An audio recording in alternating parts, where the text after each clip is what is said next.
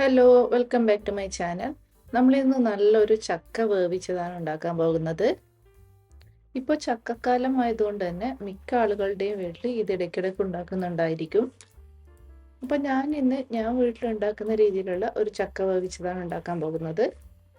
അപ്പോൾ ചക്കയും മാങ്ങയും ഒക്കെ വെച്ചിട്ടുള്ള വേറെയും റെസിപ്പീസ് ഞാൻ ചാനലിൽ അപ്ലോഡ് ചെയ്തിട്ടുണ്ട്. അതൊന്നും കാണാൻ മറക്കണ്ട. അപ്പോൾ നമുക്ക് വീഡിയോയിലേക്ക് കടക്കാം. അതിനു മുൻപേ ഈ ഒരു ചാനൽ ഇതുവരെയും സബ്സ്ക്രൈബ് ചെയ്യാത്തവരുണ്ടെങ്കിൽ മറക്കാതെ സബ്സ്ക്രൈബ് ചെയ്യണം.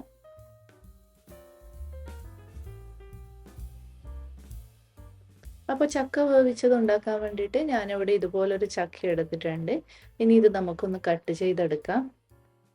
അപ്പോൾ നമ്മൾ ചക്ക രണ്ടായിട്ട് കട്ട് ചെയ്തെടുക്കുന്നുണ്ട്. അതിനുശേഷം വീണ്ടും ചെറുതായി കട്ട് ചെയ്ത് നമുക്ക് ചുളയൊക്കെ ഒന്ന് പിഴുതെടുക്കാം. അപ്പോൾ നമ്മൾ ചുളയൊക്കെ പിഴുതെടുത്തു. ഇനി ഇതിൻ്റെ കുരുവൊക്കെ കളഞ്ഞ് ചുള മാത്രം ഒന്ന് എടുക്കുക.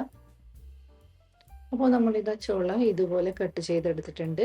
ഇനി നിങ്ങൾക്ക് വേണമെങ്കിൽ ഇതിൻ്റെ കൂടെ കുറച്ച് ചക്കക്കുരു കൂടി ചേർക്കാം. ഞാൻ പക്ഷേ ഇപ്പോൾ അതൊന്നും ചേർക്കുന്നില്ല. നമ്മളപ്പോൾ ഈ ഒരു ചുളയൊക്കെ നമ്മൾ ചക്ക വേവിച്ചെടുക്കാൻ പോകുന്ന ചട്ടിയിലേക്ക് ഇട്ട് കൊടുത്തിട്ടുണ്ട്. അപ്പോൾ നിങ്ങൾക്ക് വേണമെങ്കിൽ ഇനി ഇത് കുക്കറിലും വേവിച്ചെടുക്കാം. ഇനി ഇതിലേക്ക് ആവശ്യത്തിനുള്ള ഉപ്പും 1/4 ടീസ്പൂൺ മഞ്ഞൾപ്പൊടിയും 1/2 ടീസ്പൂൺ മുളക് പൊടിയും ചേർത്ത് കൊടുക്കുന്നുണ്ട്. ഇനി ഇതിലേക്ക് 1/4 കപ്പ് വെള്ളം കൂടി ചേർത്ത് കൊടുത്ത് ഈ ചക്ക ഒന്ന് വേവിച്ചെടുക്കണം. അപ്പോൾ ഈ ചക്ക വെന്ത് കിട്ടാൻ എടുക്കുന്ന ടൈമൊക്കെ നിങ്ങൾ എടുക്കുന്ന ചക്കയ്ക്ക് അനുസരിച്ചിട്ട് വ്യത്യാസപ്പെട്ടിരിക്കും. ഞാനിപ്പോൾ എടുത്തിരിക്കുന്ന ചക്ക ഏകദേശം ഒരു 10 മിനിറ്റ് കൊണ്ട് വെന്ത് കിട്ടും. അപ്പോൾ നമുക്കിതൊന്ന് ഇതുപോലെ അടച്ചു വെച്ച് വേവിച്ചെടുക്കാം. അപ്പോൾ ഇത് ഏകദേശം 10 മിനിറ്റ് കഴിഞ്ഞു. ചക്കയൊക്കെ നന്നായിട്ട് വെന്തിട്ടുണ്ട്. നമ്മൾ ഒഴിച്ചു കൊടുത്ത വെള്ളവും നന്നായിട്ട് വറ്റിയിട്ടുണ്ട്. ഇനി ഇതിലേക്ക് 1/2 കപ്പ് തേങ്ങ ചിരകിയതും കുറച്ച് കറിവേപ്പിലയും ചേർത്ത് കൊടുക്കുക. എന്നിട്ട് എല്ലാം കൂടി ഒന്ന് മിക്സ് ചെയ്തെടുക്കാം.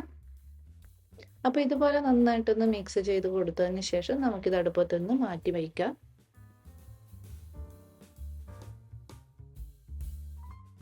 ഇനി ഇതിലേക്ക് താളിച്ചൊഴിക്കാനായി ഏകദേശം 3 ടേബിൾ സ്പൂൺ വെളിച്ചെണ്ണ ചേർത്ത് കൊടുത്തിട്ടുണ്ട്. അതിലേക്ക് 1 ടീസ്പൂൺ കടുക് ചേർത്ത് കൊടുക്കുന്നുണ്ട്. കടുകൊന്ന് പൊട്ടിക്കഴിഞ്ഞതിന് ശേഷം നമുക്ക് 1 ടീസ്പൂൺ ഉലുവ ചേർത്ത് കൊടുക്കാം. ഇനി ഞാൻ താളിച്ചത് നമുക്ക് ഈ ഒരു ചക്കയിലേക്ക് ചേർത്ത് കൊടുക്കാം. അപ്പോൾ നമ്മുടെ നാടൻ രീതിയിലുള്ള ചക്ക വേവിച്ചത് ഇവിടെ റെഡി ആയിട്ടുണ്ട്. ഇത് നമുക്ക് വെറുതെയും കഴിക്കാം, ചോറിൻ്റെ കൂടെയും കഞ്ഞിയുടെ കൂടെയും ഒക്കെ കഴിക്കാൻ നല്ല ടേസ്റ്റാണ്. അപ്പോൾ നിങ്ങളെല്ലാവരും ചക്ക വേവിച്ചത് എങ്ങനെയാണ് ഉണ്ടാക്കുന്നതെന്ന് താഴെ കമൻറ്റ് ചെയ്യാൻ മറക്കേണ്ട. അപ്പോൾ ഈ ഒരു റെസിപ്പി നിങ്ങൾക്ക് ഇഷ്ടപ്പെട്ടുവെങ്കിൽ തീർച്ചയായും ഈ ഒരു രീതിയിൽ ചക്ക വേവിച്ചത് ഉണ്ടാക്കി നോക്കണം. എന്നിട്ട് അഭിപ്രായങ്ങൾ കമൻറ്റ് ചെയ്ത് അറിയിക്കണം. വീണ്ടും പുതിയ റെസിപ്പിയുമായി അടുത്ത വീഡിയോയിൽ കാണാം. അതുവരേക്കും ബൈ ബൈ.